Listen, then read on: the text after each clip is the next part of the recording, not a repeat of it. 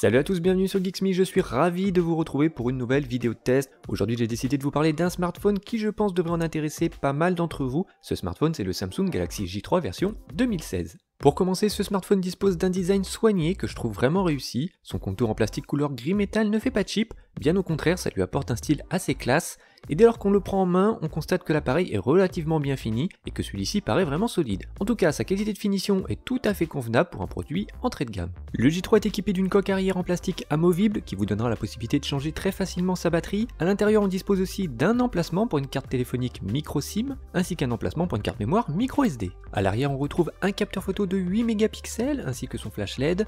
Et juste à sa droite, on peut apercevoir un petit haut-parleur avec une ouverture légèrement surélevée afin de laisser passer le son quand l'appareil est posé sur une table. Le J3 est vendu avec un kit main libre regroupant un micro et des écouteurs intra-auriculaires. Celui-ci viendra ensuite se brancher sur la prise audio jack de 3,5 mm.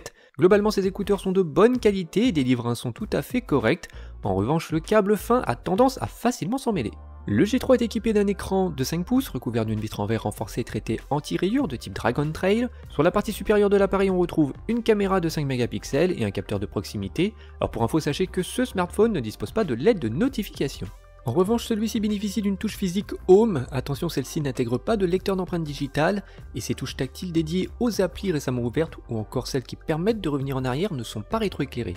Le Galaxy J3 affiche des dimensions raisonnables puisqu'il mesure 14,2 cm sur la longueur et 7,1 cm sur la largeur, et pour un appareil entrée de gamme, il reste aussi assez fin et léger puisqu'il ne mesure que 7,9 mm d'épaisseur pour un poids de 138 grammes. L'appareil fonctionne sous le système d'exploitation Android 5.1 Lollipop. Comme à son habitude, le fabricant a installé sa surcouche TouchWiz, alors celle-ci est assez discrète et propose moins de fonctionnalités que sur les modèles haut de gamme. Cependant, vous pourrez retrouver l'application S-Planner pour planifier vos rendez-vous, ou encore vous pourrez retrouver l'application Smart Manager qui permet de gérer l'état de la batterie via les différents modes d'économie d'énergie. Il permet aussi de gérer la mémoire de stockage ainsi que la mémoire vive. Dans l'ensemble, la navigation est assez fluide et je n'ai remarqué aucun problème pour se déplacer au sein des différents menus. Ceux qui aiment modifier l'apparence de leur smartphone devraient être ravis puisque comme sur le Galaxy A5 que je vous avais testé il y a quelques mois, on peut aussi accéder via l'application Thème à de nombreux habillages gratuits et payants, ce qui vous permettra de changer l'apparence de votre interface en modifiant votre fond d'écran ainsi que le design de vos icônes. Sur l'écran d'accueil, on retrouve les applications de chez Google, à savoir le navigateur web Chrome, la messagerie Gmail, la cartographie Google Maps ainsi que le service de stockage en ligne Google Drive. Samsung a aussi préinstallé la suite bureautique Office, vous pourrez donc ouvrir et modifier vos documents Word, Excel ou encore PowerPoint. Comme sur tous les produits Samsung, on retrouve un clavier virtuel prédictif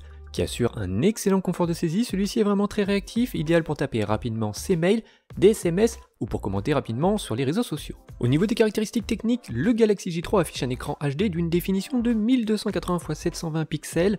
Alors cette définition proposée n'est certes pas très élevée, mais sur un écran de cette taille, la différence avec un écran Full HD n'est pas si flagrante, et au quotidien cela ne pose aucun problème. Le fabricant a par ailleurs décidé d'intégrer, comme sur les modèles haut de gamme, la technologie Super AMOLED, ce qui est encore de nos jours assez rare puisqu'en général dans cette gamme de prix, les fabricants ont tendance à proposer plutôt des écrans IPS. Résultat, l'image obtenue est vraiment très correcte, les noirs sont profonds et les couleurs sont assez vives, ce qui n'est pas désagréable à l'œil et permet de profiter au mieux de ses contenus vidéo. Du point de vue des composants, on retrouve un processeur 4 cœurs Spectrum basé sur du Cortex A7. Celui-ci est associé à 1,5 Go de mémoire vive et 8 Go de mémoire de stockage. Alors cette mémoire de stockage est extensible grâce à un slot micro SD qui peut accueillir une carte allant jusqu'à 128 Go. Niveau connectivité, celle-ci est assez complète puisqu'on bénéficie d'une connexion 4G, du Wi-Fi 802.11 BGN, d'un GPS, d'une connexion Bluetooth ainsi que d'une puce NFC pour effectuer des transferts à courte distance. Concernant ses performances, c'est plutôt positif puisqu'en utilisation, l'appareil fonctionne parfaitement, pas de ralentissement à noter, il est donc possible de faire tourner plusieurs applis en même temps. À titre indicatif, sur l'application de test AnTuTu, on obtient un score de 26 485 points, ce résultat est assez modeste, mais il est en adéquation avec son positionnement entrée de gamme. En revanche, sur la partie gaming, c'est un peu du cas par cas, par exemple sur le jeu Modern Combat 5, le J3 affiche quelques ralentissements, alors que sur d'autres jeux comme Dead Trigger 2, Asphalt 8 ou Bomber Squad, l'animation sera parfaitement fluide. Maintenant, ceux qui souhaiteraient savoir s'il est possible de jouer à Pokémon Go, sachez que oui, ce jeu fonctionne parfaitement. Pour information sur l'application de test PCMark, sa batterie de 2600 mAh lui a permis d'atteindre les 6h30 d'autonomie, ce qui est vraiment correct, en conditions réelles avec une utilisation assez variée regroupant appel téléphonique, navigation web, jeux 3D ou encore lecture vidéo en streaming. Celui-ci a réussi à tenir pendant environ 22 heures. Côté appareil photo, on retrouve un capteur de 8 mégapixels avec une ouverture à 2.2 qui offre la possibilité d'enregistrer enregistrer des vidéos au format HD 720p. Concernant l'interface, elle est simple et épurée avec la présence de quelques raccourcis, ce qui vous permettra d'activer très rapidement le flash ou encore d'accéder aux différents modes. Le rendu des photos est dans l'ensemble tout juste correct, que ce soit en extérieur avec un éclairage naturel ou en intérieur avec des conditions de faible luminosité, les couleurs sont ternes avec une impression d'image légèrement voilée et les contours manquent de netteté. De toute façon, dans cette gamme de prix, il faudra en l'occurrence faire quelques concessions sur la partie photo-vidéo. Le J3 n'est clairement pas un très bon photophone, mais il reste toutefois suffisant pour réaliser des photos occasionnelles. Au final, ce Samsung Galaxy J3 version 2016 est un bon petit smartphone 4G entrée de gamme. Il bénéficie par ailleurs d'une belle finition et d'un écran Super AMOLED très lumineux, simple à manipuler, disposant d'une interface fluide et d'une bonne autonomie.